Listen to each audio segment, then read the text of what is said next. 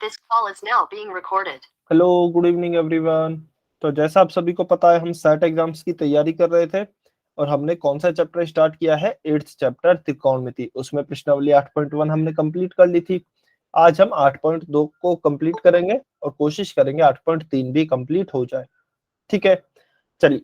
तो देखिए, हमने यह सीख लिया था कि सबसे पहले तो त्रिकोणमितीय अनुपात क्या होते हैं, यानी कि sign, cos, tan, cot, sec, cosec, ये क्या होते हैं और इनके सूत्र क्या होते हैं। सूत्र को निकालने के लिए हमने एक शॉर्टकट पढ़ा था, लाल बटे कक्का। ठीक है, इसकी सहायता से हम सारे सूत्र निकाल सकते हैं सभी त्रिकोणमितीय अनुपातों के। ठीक है, यहाँ पे एल होता है आपका लंब, ए होता है आपका आधार और के होता है आपका कर्ण। तो इतना हमने निकालना सीख लिया था। साथ ही में हमने पिछली क्लास में यह भी सीखा था, उदाहरण के लिए मान लीजिए, चलिए इसी ट्राइंगल को ले लेते हैं। कोई एबीसी एक ट्राइंगल है, ये वाला ट्राइंगल है। मान लीजिए हमें कुछ साइन सी का मान दिया हुआ है 4/5। तो इसके बाद साइन सी का हमें मान दिया हुआ है, यानी कि साइन दिया हुआ है इस वाले कोण का। तो हम बाकी के और सभी कोणों के लिए त्रिकोणमितीय अनुपातों का मान निकाल सकते हैं। जैसे कि साइन सी दिया हुआ है तो हम कॉस सी निकाल सकते हैं, हम टेन सी निकाल सकते हैं, कॉट सी निकाल सकते हैं, सेक सी निकाल सकते हैं और कोसेक सी निकाल सकते हैं। ठीक है, तो इन सभी का मान निकाल सकते हैं। इसके अलावा हम कोण ए के लिए, यानी कि इस वाले कोण के लिए भी सभी त्रिकोणमितीय अनुपातों के मान निकाल सकते हैं। जैसे कि साइन ए हो गया, कॉस ए हो गया, टेन ए हो गया इत्यादि। तो हम इन सभी का मान भी निकाल सकते हैं यदि हमें किसी भी एक त्रिकोणमितीय अनुपात का मान दिया गया है। ठीक है, ये सब डिस्कशन हमने पिछली क्लास में किया था। अब देखिए, अब क्या आता है? अब आता है हमारा कुछ विशिष्ट, एक मिनट, कुछ विशिष्ट हमारे जो कोण हैं उनके लिए त्रिकोणमितीय अनुपात। कुछ विशिष्ट कोणों के त्रिकोणमितीय अनुपात, यानी कि जो भी हमने त्रिकोणमितीय अनुपात अभी पढ़े हैं 6 के 6, कुछ विशेष कोणों के लिए उनका मान क्या होता है, हम अभी यह पढ़ने वाले हैं। और इसमें एक टेबल आपको याद करनी होगी जो कि बहुत ही ज्यादा इंपॉर्टेंट है। तो ये टेबल शायद आपने स्कूल के टाइम पे याद की होगी। यह टेबल बेटा बहुत ही ज्यादा इंपॉर्टेंट है। ठीक है, ये सभी को याद होनी चाहिए। अब ये टेबल को याद कैसे करेंगे? जैसे हमने फॉर्मूलों को या फिर सूत्रों की शॉर्ट ट्रिक सीखी थी लाल बटे कक्का, वैसे ही हम इस टेबल को बनाने की भी शॉर्ट ट्रिक सीखेंगे। ठीक है ना? अब इसकी शॉर्ट ट्रिक क्या होगी? देखिए, सबसे पहले तो आपको 6 के 6 त्रिकोणमितीय अनुपात याद होने चाहिए। किस ऑर्डर में? सबसे पहले होना चाहिए साइन, कॉस, टेन, उसके बाद कॉट, उसके बाद सेक और उसके बाद कोसेक। या तो इस ऑर्डर में याद कर लीजिए या फिर जैसा ये दिए गए हैं वैसे भी कोई दिक्कत नहीं है। इस ऑर्डर में मैं इसलिए कह रहा हूं क्योंकि आपको इस ऑर्डर में ध्यान हो तो लाल बटे कक्का भी हमने इसी ऑर्डर में लगाया था। ठीक है, पहले ऐसे गए थे फिर यहां से ऐसे घूम गए थे। तो हमने त्रिकोणमितीय अनुपातों को इसी ऑर्डर में याद किया हुआ है। तो देखिए, आपको केवल है ना इसमें एक ही लाइन याद करनी पड़ेगी, या फिर मैं कहूं एक ही त्रिकोणमितीय अनुपातों के मान याद करने पड़ेंगे। बाकी के आप आसानी से खुद निकाल लेंगे। अब आप कहेंगे कि सर कैसे निकाल लेंगे? तो देखिए, सबसे पहले तो आपको यह पता होना चाहिए 6 के 6 त्रिकोणमितीय अनुपात कौन से हैं और हम किन एंगल्स पर मान निकाल रहे हैं। तो हम इन 5 कोणों पर मान निकाल रहे हैं, 0 डिग्री, 30 डिग्री, 45, 60 और 90 डिग्री। ठीक है, तो देखिए इस टेबल को हम बनाते हैं, एक मिनट, इसको हम शुरू से बनाते हैं। ठीक है, चलिए एक मिनट, 0 डिग्री यहाँ लिख लेंगे, 30 डिग्री यहाँ हो जाएगा, 45, 60, 90 degree. Sine, cos, tan, cot, sec और कोसेक को चलिए यहाँ नीचे लिख लेंगे। तो ये हम टेबल बनाने जा रहे हैं। चलिए, अभी यहाँ पे आपको लिखना है 0 डिग्री, 30, 45, 60 डिग्री, 90 डिग्री और यहाँ पे होगा आपके सबसे पहले sign, cos, tan, cot, sec और कोसेक। ये 6 होते हैं आपके, ठीक है। तो केवल हम इन 5 एंगलों पर ही इनका मान देख रहे हैं और इनको याद रखेंगे, क्योंकि ज्यादातर हमारे पास ये 5 एंगल ही देखने को मिलेंगे। इसलिए आपने ध्यान दिया होगा टॉपिक की हेडिंग का नाम भी यही था, कुछ विशिष्ट कोणों के त्रिकोणमितीय अनुपात। तो विशिष्ट कोण कौन से हैं? 30, 45, 60, 90 और एक इसके साथ में 0 डिग्री, ठीक है। तो देखिए आपको साइन की वैल्यूज याद करनी पड़ेंगी, यानी कि साइन के मान याद करने पड़ेंगे। तो साइन 0 डिग्री का मान कितना होता है? 0। साइन 30 डिग्री का कितना होता है? 1/2। साइन 45 डिग्री का कितना होता है? 1/√2। साइन 60 डिग्री का होता है √3/2 और सॉरी, और साइन 90 डिग्री का मान होता है 1, ठीक है।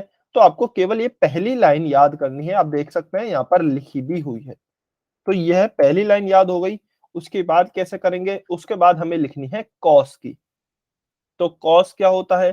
कॉस में आपको साइन के बिल्कुल उल्टी वैल्यूज लिखनी है, यानी कि सबसे पहले यहाँ पे 0 आ रहा है साइन में, लेकिन कॉस में क्या आएगा? कॉस में जब हम करेंगे तो उल्टा शुरू करेंगे यहां से। तो सबसे पहले आएगा 1, कॉस 0 डिग्री की होगी 1, फिर कॉस 30 डिग्री की क्या हो जाएगी? √3/2।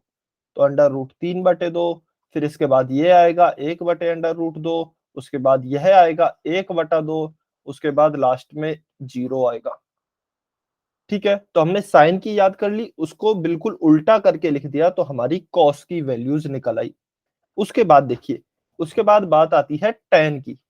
तो tan का एक फॉर्मूला भी होता है, आप आपको आगे पढ़ेंगे उसको। tan बराबर होता है, मैं यहाँ पे लिख देता हूँ, चलिए। tan जो होता है ना आपका tan थीटा, वह होता है sin थीटा बटा cos थीटा। यानी कि जो tan का मान होता है वह होता है आपका sin बटा cos, ठीक है। यह एक फॉर्मूला भी होता है, आपको बहुत ज्यादा काम भी आएगा। तो हम मान भी ऐसे निकाल सकते हैं।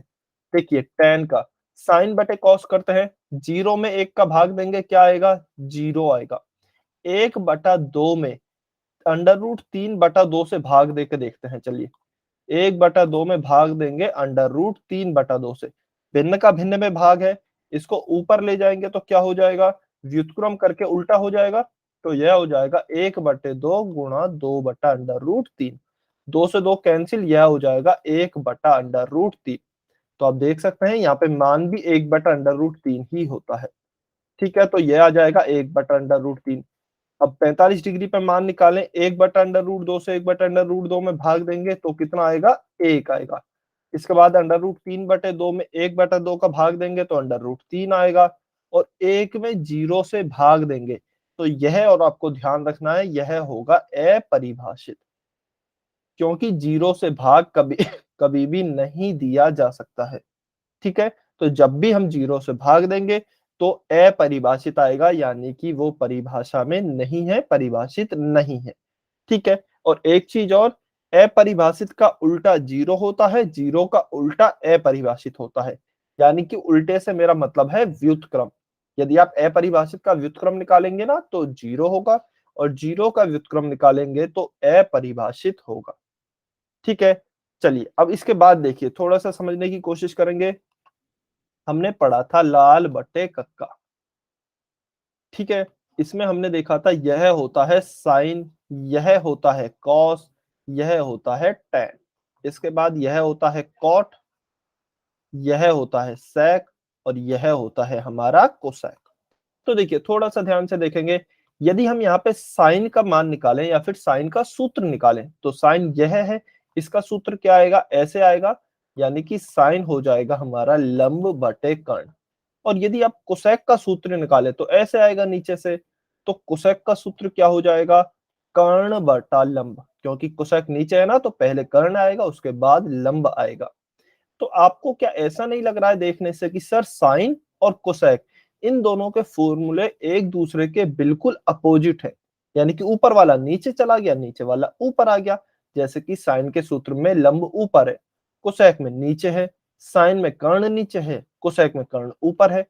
तो सर इनकी जो मान है, इनका जो वैल्यू है, वो बिल्कुल उल्टी कर दी है। तो होता भी ऐसा ही है, साइन और कोसेक जो होते हैं ना, वो एक दूसरे के बिल्कुल व्युत्क्रम होते हैं, उल्टे होते हैं। यानी कि आप साइन का व्युत्क्रम निकाल देंगे साइन के मान का, तो वह कोसेक का मान हो जाएगा। और कोसेक के मान का व्युत्क्रम निकाल देंगे तो साइन का मान हो जाएगा। ठीक है, सेम होता है आपके कॉस और सेक के लिए और सेम होता है आपके टैन और कॉट के लिए। ठीक है, टैन और कॉट एक दूसरे के मान के उल्टे होते हैं और कॉस और सेक एक दूसरे के मान के उल्टे होते हैं।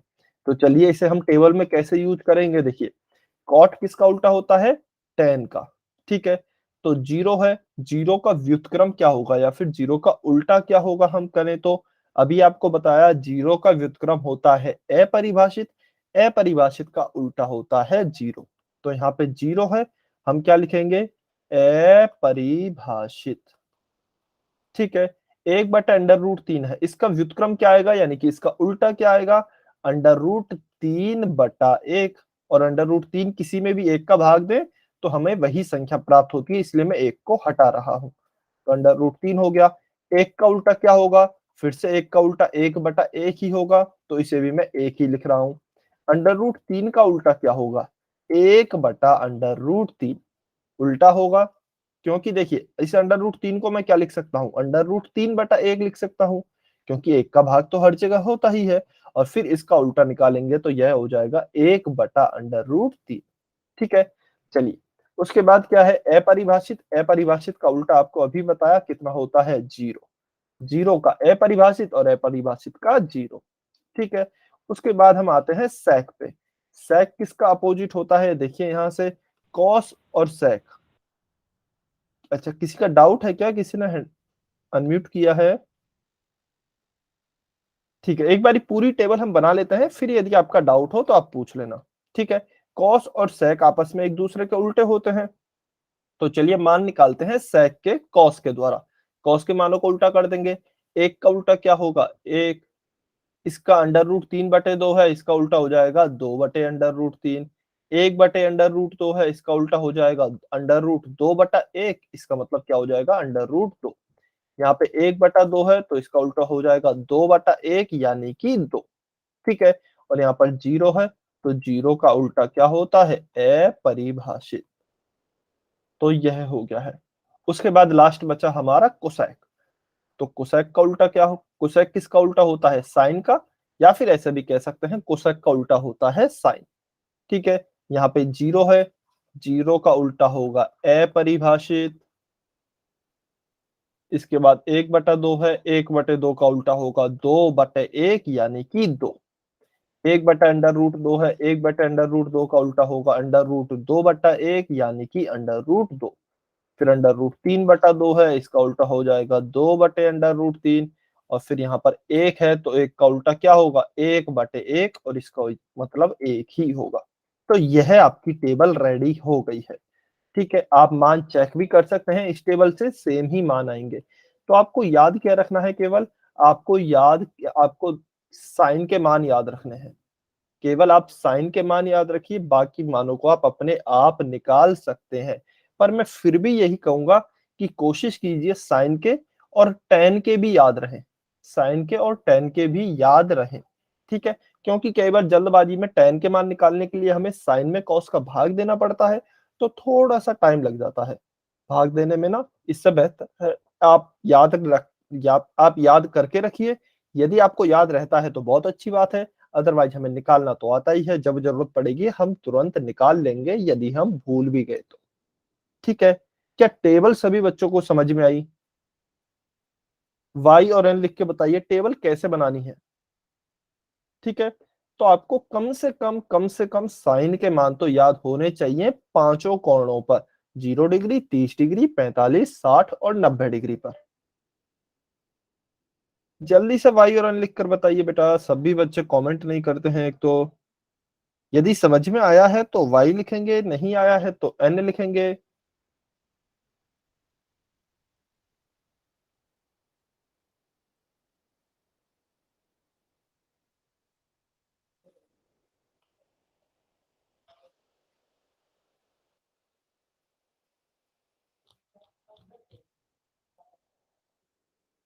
बहुत बढ़िया, वेरी गुड। चलिए समझ में आ गया, तो अभी हम क्वेश्चन करते हैं कुछ। एक मिनट, चलिए यह वाला देख लेते हैं, एग्जाम्पल 7। एग्जाम्पल 7 में हमें क्या दिया गया है? हमें दिया गया है एक त्रिभुज है, त्रिभुज पी क्यू आर, जिसका कोण क्यू जो है वह समकोण है, यानी कि 90 डिग्री का है। ठीक है, हमें 8.20 यह आकृति दी है, पी क्यू 3 सेंटीमीटर दिया है, पी आर 6 सेंटीमीटर दिया है। तो हमसे कुछ एंगल्स पूछे हैं। कौन कौन से एंगल पूछे हैं? एक तो क्यू पी आर, ये वाला एंगल पूछा है, और एक पूछा है पी आर क्यू, यानी कि ये वाला एंगल क्या होगा। ठीक है, तो चलिए सबसे पहले हम क्या करते हैं, एक काम कर लेते हैं। चलिए पहले एंगल पी निकालते हैं। तो देखिए एंगल पी के लिए यह पी क्यू जो 3 सेंटीमीटर है, यह किसका काम कर रही है, यानी कि लंब है या फिर आधार है। आप देखेंगे तो इसके सामने की भुजा क्यू आर तो लंब होगी, और जो पी क्यू हो जाएगी वह हो जाएगी आधार, क्योंकि जो सामने वाली भुजा यह पी आर है, यह तो कर्ण है। इसे तो मैं लिख देता हूं कर्ण, यह तो फिक्स हो गई। अब पी आर, अब सॉरी क्यू आर क्या होगी? क्यू आर कोण पी के सामने वाली भुजा है जस्ट, तो लंब होगी। तो यह हो गई है लंब, और यह हो गया है हमारा आधार। ठीक है ना? चलिए अब मुझे कोई भी मेरा ऐसा त्रिकोणमितीय अनुपात लेना है जो कि आधार और कर्ण में रिलेशन बताता है, क्योंकि मेरे पास केवल आधार और कर्ण के ही मान है। तो मुझे ऐसा त्रिकोणमितीय अनुपात देखना है जो कि आधार और कर्ण में रिलेशन बता दे। तो मैं एक बारी लाल बटे कक्का से देखता हूं, क्या कोई ऐसा त्रिकोणमितीय अनुपात है क्या जो आधार और कर्ण में बताता है? तो साइन में तो देखिए लंब चाहिए, लंब यह वाला होगा जिसका हमारे पास मान है नहीं। हालांकि हम मान निकाल सकते हैं लंब का। हाँ जी बिल्कुल, बहुत बढ़िया। रोहित खन्ना की आईडी से जो स्टूडेंट है, सेक है, और इसके अलावा आप देखेंगे तो कॉस भी है। कॉस में भी तो आधार बटे कर्ण आता है, तो दोनों ही है। चाहे आप कॉस ले लीजिए, चाहे आप सेक ले लीजिए, कोई भी ले सकते हैं। ठीक है, हालांकि हम लंब का मान भी निकाल सकते हैं पाइथागोरस प्रमेय से, लेकिन उसमें थोड़ा सा समय लग जाएगा, तो हमें उसको निकालने की जरूरत ही नहीं पड़ेगी। ठीक है, तो हम क्या करते हैं, कोई भी ले सकते हैं। या तो आप कॉस ले सकते हैं, क्योंकि कॉस में आधार बटे कर्ण आएगा, और सेक में आपका कर्ण बटा आधार आएगा। ठीक है, तो आप कोई भी ले सकते हैं। मैं एक काम कर रहा हूं, मैं कॉस ले रहा हूं। तो cos A, sorry cos P, क्योंकि ये पी एंगल निकालना है ना, तो कॉस पी क्या हो जाएगा? कॉस पी के लिए आधार हो जाएगा यह वाला पी क्यू, और कर्ण क्या हो जाएगा? P R. अब देखिए पी क्यू का मान कितना है? अच्छा ये यहाँ पे मिट गया है, यह है 3 सेंटीमीटर। तो पी क्यू है 3 सेंटीमीटर, पी आर कितना है? 6 सेंटीमीटर। 3/6, 3 एकम 3, 3 दूनी 6, क्या आ गया? 1/2। तो cos p का मान हमारा आ गया 1/2। अब देखिए cos p बराबर 1/2 है। अब 1/2 मान कौन से डिग्री पर होता है, या फिर किस कोण पर होता है cos का मान? यदि आप ध्यान से देखेंगे इस टेबल को, जो भी अभी हमने बनाई है, तो 1/2 जो मान होता है वह होता है cos का 60 डिग्री। यही तो मान है, तो यह cos 60 डिग्री पर मान है। तो मैं 1/2 की जगह क्या लिख सकता हूँ? 1/2 की जगह मैं लिख रहा हूँ cos p बराबर cos 60 डिग्री। 1/2 किसका मान होता है? cos 60 डिग्री का होता है। तो cos से cos काटें यदि हम, तो p बराबर हो जाएगा 60 डिग्री, यानी कि हमारा एंगल किसके बराबर आ गया? 60 डिग्री के बराबर आ गया है। ठीक है, तो एंगल पी तो हमारा आ गया है 60 डिग्री। उसके बाद क्या कर सकते हैं? उसके बाद देखिए दो तरीके हैं सॉल्व करने के। या तो जैसा भी हमने अभी किया है ना, आप इस कोण के लिए भी करें, कोण आर के लिए। अब वैसा क्या होगा कोण आर के लिए? यह तो हो जाएगा लंब, और यह हो जाएगा कर्ण। तो अब आपको ऐसा त्रिकोणमितीय अनुपात देखना है जो कि लंब और कर्ण में आपस में रिलेशन बताता है। तो लंब और कर्ण में कौन सा बताता है? साइन भी बताता है और कोसेक भी बताता है। तो आप कोई भी ले सकते हैं। ठीक है, आप वैसे भी सॉल्व कर सकते हैं, या फिर आप डायरेक्ट भी कर सकते हैं। अब ये लगाने की जरूरत नहीं है, क्योंकि अब हमें पता है यह 60 डिग्री आ गया, और यह 90 डिग्री हमें दिया गया है। तो हमें पता है त्रिभुज के तीनों कोणों का योग कितना होता है? 180 डिग्री होता है। 60 और 90 यह कितना है? 150 डिग्री तो हो गए, तो इसका मतलब यह 30 डिग्री ही होगा। ठीक है, 60 और यह 90 डिग्री दिया है, और तीनों का 180 डिग्री होना चाहिए जोड़। तो यहाँ पे 30 डिग्री ही आएगा। अब आप देख सकते हैं 90 और 30 120 और 60 180 डिग्री, यानी कि यह 30 डिग्री हमारा सही है। क्या सभी बच्चों को समझ में आया क्या कैसे क्वेश्चन सॉल्व करना है? बेटा ईमानदारी से बताएंगे सभी बच्चे y और n लिखकर।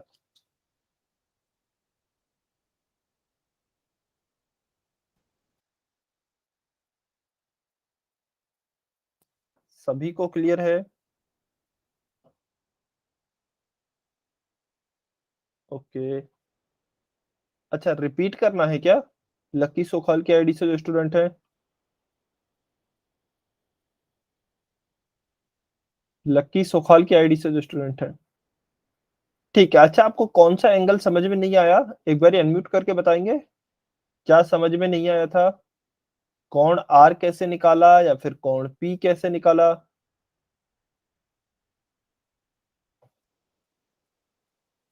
एक बार अनम्यूट करके बताएंगे बेटा, क्या समझ में नहीं आया था?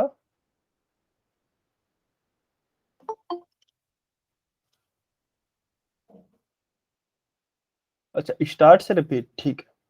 तो देखिए हमने क्या किया है, अच्छा मैं थोड़ा-सा जल्दी बता देता हूँ, ठीक है? क्योंकि और सभी बच्चों को लगभग समझ में आ चुका है, तो हो सकता है उनका थोड़ा-सा टाइम वेस्ट हो जाएगा। आप बाद में भी पूछ सकते हैं, लेकिन ठीक है चलिए देखिए, हमें क्या दिया गया है? हमें यह त्रिभुज दिया गया है, इसमें 2 भुजाएँ दी गई हैं, एक तो PQ और एक PR, ठीक है? अब हमसे कहा गया है एक तो कोण P का मान निकालिए, एक कोण R का मान निकालिए। तो सबसे पहले आप कोई भी कोण का मान निकाल सकते हैं, चाहे P का चाहे R का। तो चलिए हम P से स्टार्टिंग करते हैं। अब कोण P के लिए मैं देखता हूं कि जिन भुजाओं के मान मेरे पास हैं, यानी कि इस PQ के और इस PR के, आखिर यह कोण P के लिए है क्या-क्या? तो देखिए जो 6 सेंटीमीटर वाली भुजा है यह तो 90 डिग्री के सामने वाली भुजा है, तो यह तो कर्ण होगी, ठीक है? और यह जो 3 सेंटीमीटर, अच्छा कोण P की जो सामने वाली भुजा है यह QR, यह लंब होगी और यह जो बची है PQ, यह आधार होगी। तो इसका मतलब क्या है? इसका सिंपल सा मतलब है कि यदि मैं कोण P के लिए बात करूं तो मेरे पास आधार का मान है और कर्ण का मान है, ठीक है? तो मुझे कोई ऐसा त्रिकोणमितीय अनुपात चुनना है जिसमें कि आधार और कर्ण का रिलेशन हो आपस में। आधार और कर्ण के मान ही क्योंकि मुझे पता है केवल। तो देखिए आधार और कर्ण, ये आता है आधार और कर्ण, तो या तो आप कॉस को चुन सकते हैं क्योंकि कॉस होता है आधार बटे कर्ण, या फिर आप सेक को चुन सकते हैं, सेक होता है कर्ण बटा आधार, ठीक है? तो हमने किसको चुना? कॉस को चुना। तो कॉस पी का मान क्या हो जाएगा यदि हम निकाले तो? कॉस पी का मान हो जाएगा आधार बटे कर्ण, पी क्यू बटा पी आर। तो 3/6 किया तो कॉस पी का मान कितना आ गया? 1/2। अब जब कॉस पी का मान 1/2 आ गया तो ध्यान कीजिए कॉस का मान 1/2 कब आता है? कॉस का मान 1/2 जब आता है जबकि जो कॉस का एंगल हो या फिर कोण हो वह 60 डिग्री हो। टेबल हमने इसलिए याद की थी, तो कॉस 60 डिग्री का मान होता है 1/2। तो इसका मतलब हमारा भी कॉस पी का मान 60, हमारा कॉस पी का मान 1/2 आ रहा है, तो इसका मतलब कोण कितना होगा पी? कोण पी 60 डिग्री ही होगा। तो हमने कॉस पी का मान निकाल लिया 60 डिग्री। उसके बाद यह हमें दिया गया है कोण क्यू बराबर 90 डिग्री, और हम जानते हैं त्रिभुज के तीनों कोणों का योग 180 डिग्री होता है। तो हम क्या करेंगे? कोण P प्लस कोण Q प्लस कोण R, यह त्रिभुज के तीनों अंतः कोण हैं या फिर त्रिभुज के 3 कोण हैं, तो इनका योग 180 डिग्री होना चाहिए। अब हमें पता है P तो है 60 डिग्री का, Q है हमारा 90 डिग्री का, और R हमें निकालना है, इनका योग 180 डिग्री आना चाहिए। 60 और 90 कितना होता है? इसे मैं यहाँ लिख देता हूँ 150 डिग्री प्लस कोण R बराबर 180 डिग्री। तो इस 150 को यहाँ ले जाएंगे तो कोण R बराबर कितना हो जाएगा? 180 डिग्री माइनस 150 डिग्री बराबर हो जाएगा 30 डिग्री। तो कोण R का मान भी क्या हो जाएगा? ये वाला कोण, यह आ जाएगा हमारा 30 डिग्री का। ठीक है, समझ में आया? चलिए बहुत बढ़िया। चलिए यह समझ में आया तो सॉरी, तो इसमें हम कोई क्वेश्चन देख लेते हैं, क्वेश्चन का मान। चलिए सबसे पहले कोई भी एक पहले क्वेश्चन में से पिक कर लेते हैं। देखिए वैसे तो पहले क्वेश्चन पूरा ही बहुत आसान है, चलिए दूसरा वाला सॉल्व कर लेते हैं। ठीक है, दूसरे में हमें क्या दिया गया है, मैं पेज पे लिख लेता हूँ। 2tan² 45 degree plus cos square 30 degree minus sine square 60 degree. ठीक है, तो हमें यह क्वेश्चन दिया गया है। अब देखिए यदि आप टेबल से मान देखेंगे ना, तो मैं यहाँ लिख देता हूँ साइन 45 डिग्री का मान आएगा एक, सॉरी साइन 45 का नहीं, tan 45 का, क्योंकि हमें tan tan स्क्वायर 45 है, यानी कि tan 45 डिग्री का होल स्क्वायर है। ठीक है, तो tan 45 डिग्री का मान होता है आपका एक। अब लेकिन मुझे किसका निकालना है, tan स्क्वायर 45 डिग्री का मान निकालना है। तो इसका हम क्या कर देंगे, वर्ग कर देंगे, क्योंकि tan पे भी तो स्क्वायर है, तो एक पे स्क्वायर करेंगे तो कितना आ जाएगा, एक का वर्ग एक ही आएगा। इसके बाद देखते हैं cos 30 डिग्री का। cos 30 डिग्री का मान होता है √3/2। तो cos स्क्वायर 30 डिग्री का कितना हो जाएगा, यानी कि इसका वर्ग करेंगे √3/2 का, तो √3/2 गुणा √3/2। √3 गुणा √3 आपको पता है 3 आएगा, नीचे 2 गुणा 2 4 आएगा, तो यह हो जाएगा आपका 3/4। ठीक है, उसके बाद आता है साइन स्क्वायर 60। तो देखिए साइन 60 का मान कितना होता है, सेम होता है जो cos 30 डिग्री का होता है √3/2। तो साइन स्क्वायर 60 डिग्री भी कितना आएगा, 3/4 ही आएगा। ठीक है, किसी भी स्टूडेंट को यदि कहीं पे भी डाउट आए तो आप तुरंत पूछ लेना। ठीक है, कमेंट में एन लिख सकते हैं या फिर तुरंत अनम्यूट करके भी पूछ सकते हैं, डाउट नहीं रखना है बिल्कुल भी। चलिए अब हम इसमें कुछ नहीं करना, बस अब हमने ये मान निकाल लिए, तो हमें ये मान इसमें रखने हैं। तो चलिए रखते हैं 2 इंटू tan स्क्वायर 45 डिग्री, एक आएगा तो एक रखा, प्लस क्योंकि यहाँ प्लस है, cos स्क्वायर 30 डिग्री ये आता है 3/4, तो प्लस में 3/4, फिर माइनस का चिन्ह है तो माइनस, साइन स्क्वायर 60 डिग्री यह आएगा 3/4, तो यहाँ पे लिखा 3/4। देखिए यह प्लस का 3/4, यह माइनस का, ये आपस में कट जाएंगे, तो 2 गुणा 1 क्या बचेगा, 2 आंसर बचेगा। तो हमारा क्या उत्तर हो गया है, 2। समझ में आया, कुछ भी नहीं, बस टेबल से हमें मान देखने थे और वो हमें मान रखने हैं इसमें। समझ में आया क्या सभी को?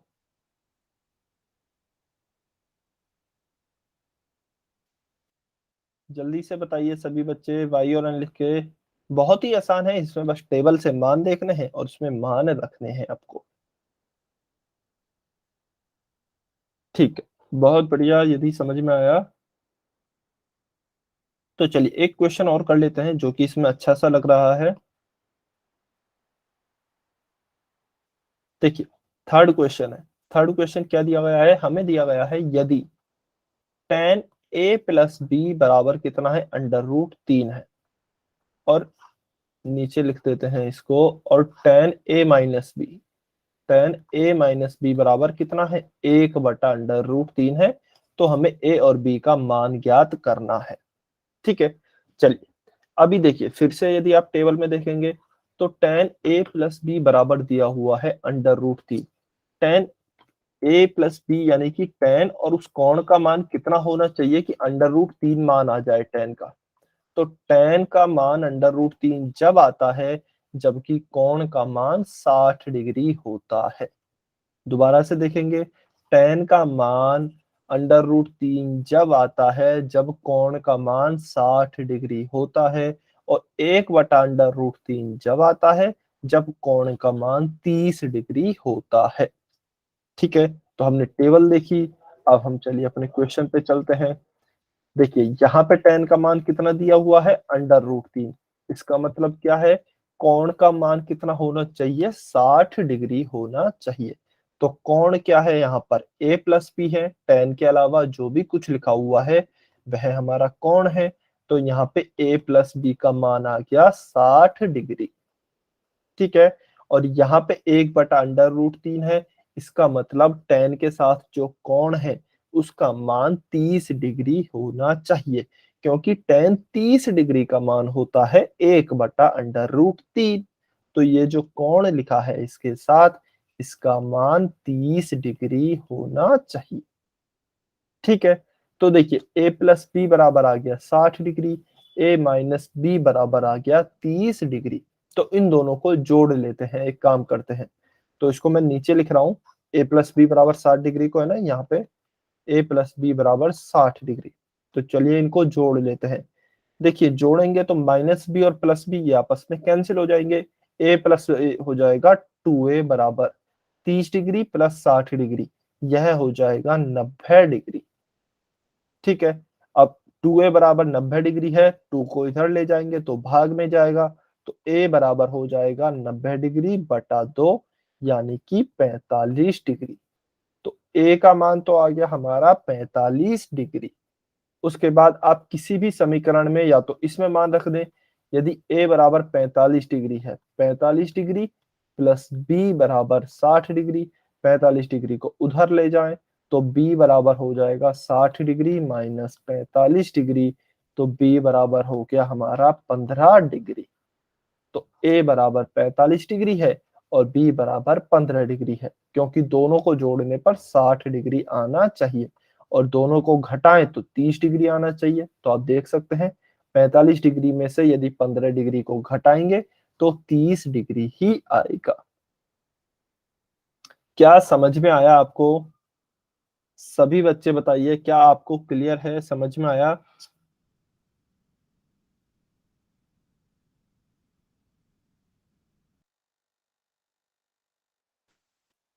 चलिए बहुत बढ़िया, समझ में आया तो चलिए अभी आप अपने डाउट्स पूछ सकते हैं।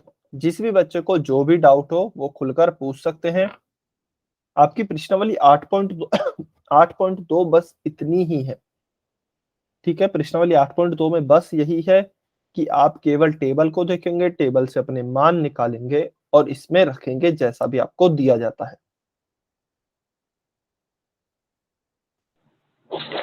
सर आपने वो टेबल कैसे बनाई थी? अच्छा बेटा, वो टेबल में देखिए बनाने में थोड़ा सा समय लगा था, तो आपने शायद लेट ज्वाइन किया है। तो एक काम करूंगा मैं, है ना, इसकी आपको रिकॉर्डिंग भेजी जाएगी। कल रिकॉर्डिंग भेज दूंगा मैं इसकी, कल या फिर परसों। तो आप, है ना, उस रिकॉर्डिंग में देख सकते हो। शुरू के लगभग 20 मिनट में हमने टेबल बनाई थी धीरे से अच्छे से। तो आप उस रिकॉर्डिंग में देख लेना, अदरवाइज अभी हमारा पूरा समय फिर से निकल जाएगा। ठीक है, चलिए बहुत बढ़िया। चलिए, और किसी स्टूडेंट का कोई डाउट है? कोई भी डाउट है तो खुल के पूछ सकते हैं। कोई डाउट नहीं है, फिर हम आगे चलें। ठीक है, तो फिर हम आगे चलते हैं अपनी प्रश्नावली 8.3 की तरफ। लेकिन इसमें सूत्र आते हैं, देखिए सबसे पहले इसमें क्या आता है? अपरिभाषित का मतलब? अच्छा, अपरिभाषित का मतलब क्या होता है? देखिए अपरिभाषित का मतलब होता है जिसका, है ना, कोई अस्तित्व नहीं होता है। यानी कि इसे हम कई बार यह भी कह देते हैं अनंत। अनंत का मतलब क्या होता है? देखिए कि कोई भी बहुत बड़ी संख्या, मतलब इतनी बड़ी संख्या जिसे कि हम पता ही नहीं कर सकते, जिसे हम लिख ही नहीं सकते। मतलब अब यदि मैं आपसे पूछूं कि बताइए सबसे बड़ी संख्या कौन सी है, तो आप क्या कहेंगे? सबसे बड़ी संख्या 1 करोड़ है। 1 करोड़ के बाद तो 2 करोड़ आता है, 10 करोड़ आता है। फिर आप कहेंगे नहीं सर, 1 अरब है, 100 अरब है। तो संख्याओं का कोई अंत नहीं है, संख्या चलती ही जाती है, चलती ही जाती है। तो जो भी सबसे बड़ी संख्या होगी, तो इसे हम कोई भी कह नहीं सकते कि ये सबसे बड़ी संख्या है अभी तक की।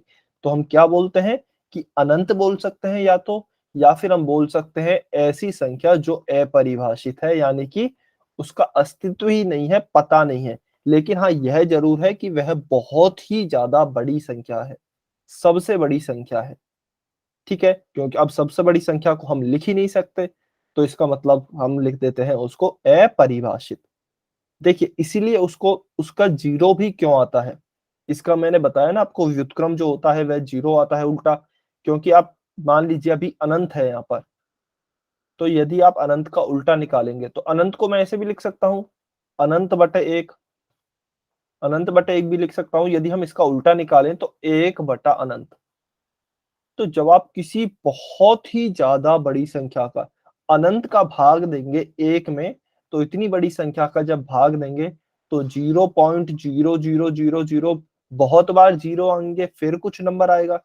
ठीक है, अच्छा मैं सॉरी, उदाहरण के लिए मान लीजिए 1/2 है, तो मैं नीचे नीचे की संख्या जितनी ज्यादा बड़ी बनाता जाता हूँ, उतना ही मेरा इस पूरे का मान कम होता जाता है। जैसे कि 1/5 ले लिया तो इसका मान होता है 0.2, 1/10 ले लिया इसका मान हो जाएगा 0.1, 1/100 ले लिया इसका मान हो जाएगा 0.01। तो ऐसे ही नीचे की संख्या जितनी बड़ी होती जाती है, टोटल मान उतना ही छोटा होता जाता है। तो यहाँ पे तो नीचे की संख्या अनंत हो गई, तो इसलिए मान बिल्कुल ही 0 के बराबर हो गया है लगभग। कुछ समझ में आया क्या थोड़ा सा भी? थोड़ा सा बच्चों को ठीक है, तो हाँ अभी के लिए आप इतना ही समझ सकते हैं, बाकी आपके 11th क्लास में जाके ना इसको आसानी से आपको क्लियर हो जाएगा कि हम इसको इन्फिनिटी यानी कि अनंत भी बोलते हैं। और कभी आपने देखा हो या शायद बाद में देखेंगे, इसका सिंबल जो होता है, हम इसे किस तरीके से व्यक्त करते हैं, इस तरीके से उल्टा 8, उल्टा 8 बना देते हैं, इस तरीके से इसे हम व्यक्त भी करते हैं।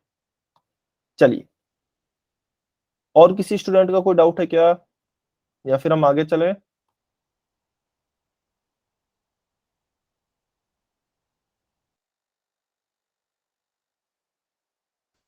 चलिए फिर हम आगे चलते हैं। तो नेक्स्ट टॉपिक है हमारा पूरक कोणों के त्रिकोणमितीय अनुपात। देखिए पूरक कोण क्या होते हैं? ऐसे दो कोण जिनका योग 90 डिग्री होता है। ऐसे दो कोण जिनका योग 90 डिग्री होता है, जैसे कि 30 डिग्री और 60 डिग्री। क्या इनका योग 90 डिग्री है? बिल्कुल, 30 और 60 90 होगा, तो ये पूरक कोण है। अब मान लीजिए 15 डिग्री और 75 डिग्री, क्या इनका योग 90 डिग्री है क्या? बिल्कुल, इनका योग भी 90 डिग्री है, तो ये भी हमारे पूरक कोण है। देखिए अब प्रश्नावली 8.3 में क्या होगा ना, 8.3 में आपको कुछ फॉर्मूले हैं, फिर से वो याद करने पड़ेंगे, लेकिन हमें रटना नहीं है। हम केवल एक फॉर्मूला रटेंगे, उसके बाद हम सारे फॉर्मूले निकाल लेंगे। इसमें चैप्टर में यही अच्छी बात है कि आपको बहुत ज्यादा रटने की जरूरत नहीं है। केवल एक एक फॉर्मूला रटें, फॉर्मूले हैं बहुत सारे, मान हैं बहुत सारे, लेकिन आप केवल एक को याद कर लें, बाकी अपने आप निकल जाएंगे। तो डायरेक्ट हम उन फॉर्मूलों पे जंप करते हैं। ठीक है, फॉर्मूले क्या कहते हैं? फॉर्मूले कहते हैं, अच्छा सबसे पहले तो चलिए फिर से यही कर लेते हैं। हमने जो त्रिकोणमितीय अनुपात याद किए, sine cos tan, cot sec cosec, इनका जोड़ा बना ले, इन दोनों का एक जोड़ा। आप देखेंगे, देखिए शुरू से मैंने क्रम वही रखा है याद करने का।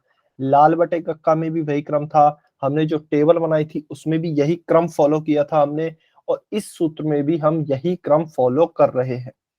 ठीक है, और आगे जब मैं प्रश्नावली 8.4 के भी आपको फॉर्मूले याद कराने की कोशिश करूंगा, उसमें भी हम यही क्रम फॉलो करेंगे। टेन और कॉट हो गया, और इसमें सेक और कोसेक हो गया, इनका हमने जोड़ा बना लिया।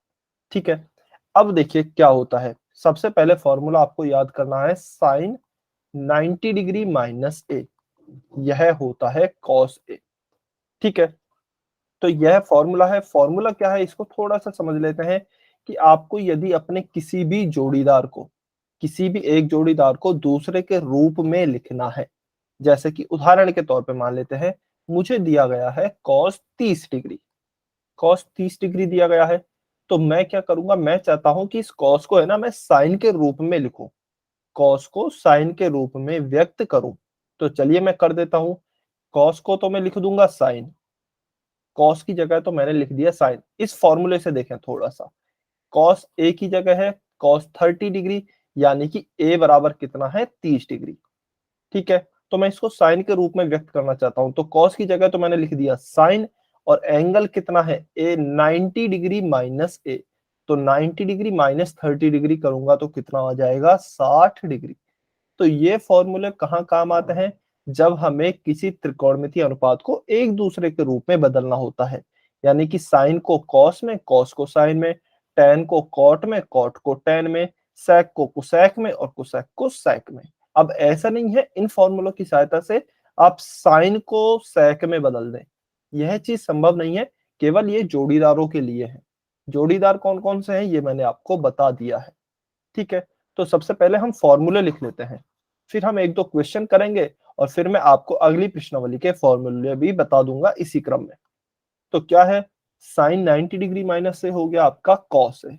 ठीक है, अब सेम उल्टा भी सही है इसके, कॉस 90 डिग्री माइनस से क्या हो जाएगा, साइन है। ठीक है, इसके बाद tan 90 डिग्री माइनस से क्या हो जाएगा, tan किस में जाएगा, tan का जोड़ीदार क्या है, cot है, तो यह जाएगा cot a में। फिर cot 90 डिग्री माइनस से क्या हो जाएगा, cot का जोड़ीदार क्या है, tan a, तो यह हो जाएगा tan a। ठीक है, sec 90 डिग्री माइनस से क्या हो जाएगा, sec 90 डिग्री माइनस से यह हो जाएगा इसका cosec, क्योंकि जोड़ीदार cosec है, और cosec 90 डिग्री माइनस से क्या हो जाएगा इसका sec a। ठीक है, तो यह हो जाए, इस तरीके से आप 6 के 6 फॉर्मूलों को याद रख सकते हैं। ठीक है, आया समझ में सभी को कि फॉर्मूले याद कैसे रखने हैं। केवल एक फॉर्मूला याद रखा और आपने यह क्रम याद रखा, जोड़ीदार बनाए, फिर आप 6 के 6 फॉर्मूलों को याद रख सकते हैं। अब देखिए इसकी, जैसे मैंने अभी आपको एक एग्जांपल बताया, एक और एग्जांपल ले लेते हैं। मान लीजिए मुझे दिया गया है tan 30 डिग्री, तो tan 30 डिग्री को मुझे कॉट में कन्वर्ट करना है। ठीक है, तो मुझे यहाँ tan a के बराबर लिखूं, इसको यह फॉर्मूला यूज कर लूंगा मैं, tan a बराबर cot 90 डिग्री माइनस है। तो tan a की जगह है कितना, tan 30 डिग्री, यानी कि a का मान कितना है, a का मान है यहाँ पर 30 डिग्री। तो मैं cot में कैसे लिखूंगा इसको, tan a बराबर होता है cot 90 डिग्री माइनस a के, तो यहाँ लिखूंगा tan की जगह cot और a की जगह क्या लिखूंगा, 90 डिग्री माइनस है। तो 90 डिग्री माइनस 30 डिग्री कितना हो जाएगा, 60 डिग्री। तो tan 30 डिग्री का मान क्या हो जाएगा, cot 60 डिग्री। ठीक है, चलिए एक क्वेश्चन और करते हैं इस पर आधारित। जैसे ये है tan 65 डिग्री बटे cot 25 डिग्री। आप में से कुछ बच्चे सोच रहे होंगे कि सर इनको कर ही क्यों रहे हैं, मतलब कि ये फॉर्मूले काम ही कहां पर आएंगे। अब जैसे यह दिया गया है tan 65 डिग्री बटे cot 25 डिग्री, तो सर हम सीधा सीधा मान लिखें और अपना उत्तर निकाल लेंगे। ऊपर tan 65 डिग्री का मान लिखा, नीचे cot 25 डिग्री का मान लिखा, तो हम सीधा उत्तर निकाल लेंगे। तो देखिए बिल्कुल आपकी बात सही है, हम ऐसा ही करेंगे, लेकिन हमें cot 25 डिग्री और tan 65 डिग्री इनके मान तो पता ही नहीं है। हमें तो केवल कुछ कोणों पर मान पता है, 0 डिग्री, 30 डिग्री, 45 डिग्री, 60 डिग्री और 90 डिग्री। यदि ये कोण आते हैं जब तो हमें मान पता है, इनके अलावा कोई भी और कोण आता है तो हमें तो मान पता ही नहीं है। तो फिर हम कोशिश करेंगे इन्हें एक दूसरे में बदला जाए। देखिए अब आपको सोचना कैसे है क्वेश्चन को सॉल्व करते समय। सबसे पहले आपने देखा 65 डिग्री और 25 डिग्री, इनके मान हमें नहीं पता होते हैं, तो हमने यह सोच लिया तो टेबल तो इसमें लगेगी ही नहीं।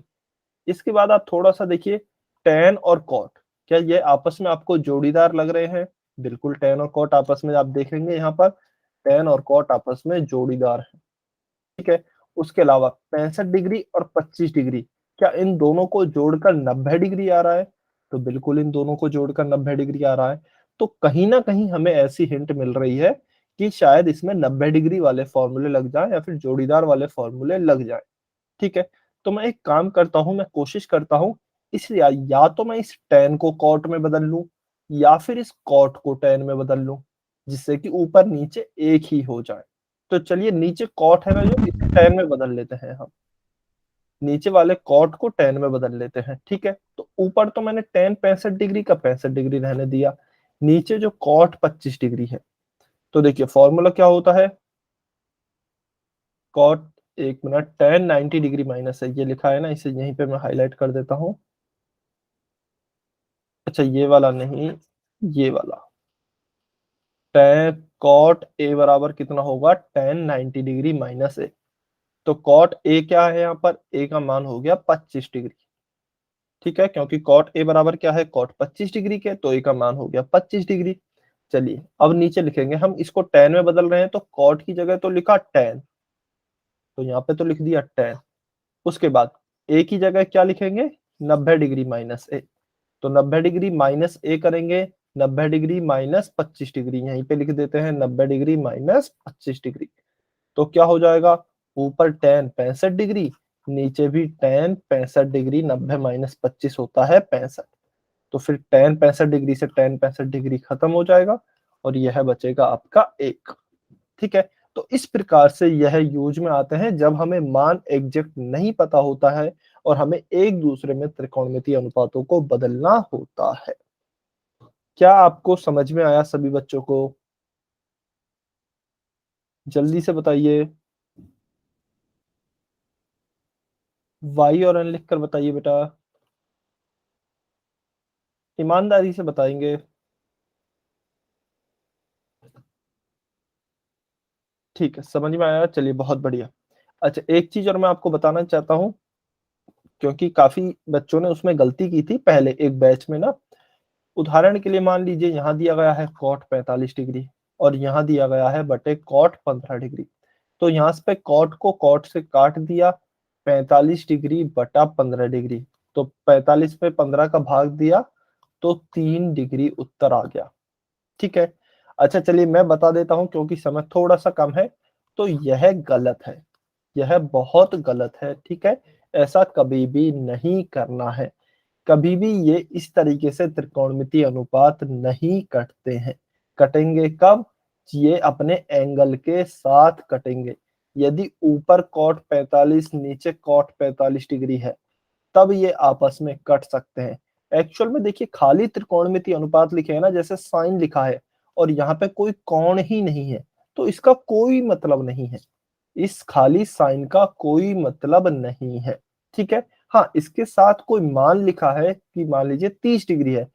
जब इस पूरे का एक मान निकल कर आता है और वह मान कितना है साइन 30 डिग्री का, 1/√2। तो सॉरी 1/2, 1/√2 नहीं, 1/2 होता है साइन 30 डिग्री का मान। तो इस तरीके से यह एक मान निकल कर आता है।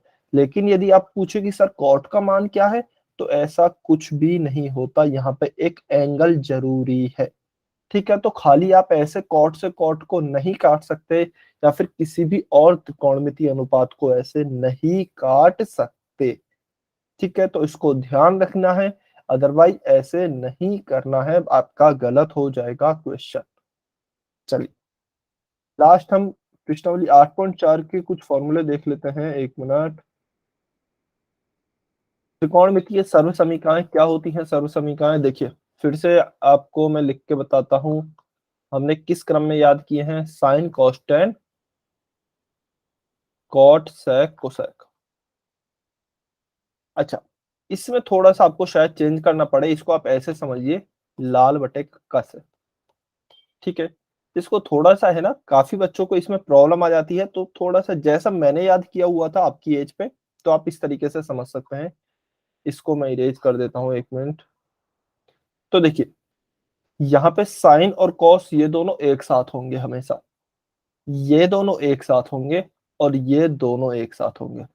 इसको थोड़ा सा इस तरीके से समझिए। अब ये कैसे है, इसका मतलब क्या है, चलिए ये समझाता हूं मैं। यहाँ पे होता है साइन और यहाँ पे होता है कॉस। तो एक आइडेंटिटी या फिर एक सर्वसमीका तो आपकी यह बन जाती है साइन स्क्वायर ए प्लस कॉस स्क्वायर ए बराबर 1। ठीक है, यहाँ पे होता था हमारा टेन और यहाँ पे होता था हमारा सेक। ठीक है, यहाँ पे होता था टेन, यहाँ पे होता था सेक। तो देखिए सेक स्क्वायर ए, यहाँ पे क्या होता है सेक स्क्वायर ए बराबर 1 प्लस टेन स्क्वायर ए। यानी कि जैसा मैं याद करता था मैं आपको वह तरीका बता रहा हूं, यदि आपको याद रहता है तो अच्छा है, अदरवाइज कोई बात नहीं है। हालांकि टेन के बाद कॉट आना चाहिए था हिसाब से, लेकिन कॉट नहीं आया, तो टेन के बाद हमने एक जंप और मारा तो हम कहां पे पहुंच गए? सेक पर पहुंच गए। तो इसलिए टेन स्क्वायर ए में मैंने एक जोड़ दिया, टेन स्क्वायर ए में मैंने एक जोड़ दिया, यानी कि एक जंप और मार दिया तो मैं सेक स्क्वायर ए पर पहुंच गया। ठीक है, ऐसे ही कॉट स्क्वायर ए का हमारा फॉर्मूला आता है। यहाँ पे नीचे कॉट है, अच्छा इसको मैं थोड़ा सा अलग कलर से लिख देता हूं। यहाँ पे कॉट है, यहाँ पर क्या है? कोसेक है। अभी ये दोनों ही बचे, तो हिसाब से तो कॉट और टेन आने चाहिए थे, सेक और कोसेक आने चाहिए थे। लेकिन यहाँ पे भी हम वही लॉजिक लगाएंगे, कॉट स्क्वायर ए, इसमें यदि हम एक जंप और मार देंगे, एक को और जोड़ देंगे, तो हम कहाँ पहुंच जाएंगे? कोसेक स्क्वायर ए पर पहुंच जाएंगे।